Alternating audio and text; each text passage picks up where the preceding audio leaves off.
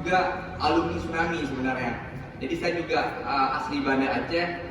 Tahun 2004 terkena tsunami, yang ada di rumah semuanya meninggal, hanya saya yang masih Allah tetapkan belum saatnya wafat pada saat itu. Saya tinggal sendiri.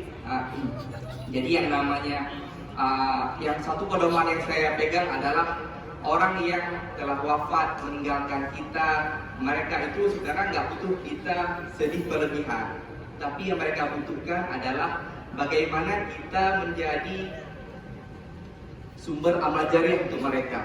Jadi itu mungkin pesan saya kepada adik-adik. Ingat, kalian sedang berjuang di sini, jangan sia-siakan waktu di sini. Orang tua menanti di rumah dengan kesuksesan kita sebesar-besarnya. Mungkin hanya itu yang dapat saya sampaikan. Wassalamualaikum warahmatullahi wabarakatuh. Waalaikumsalam warahmatullahi wabarakatuh.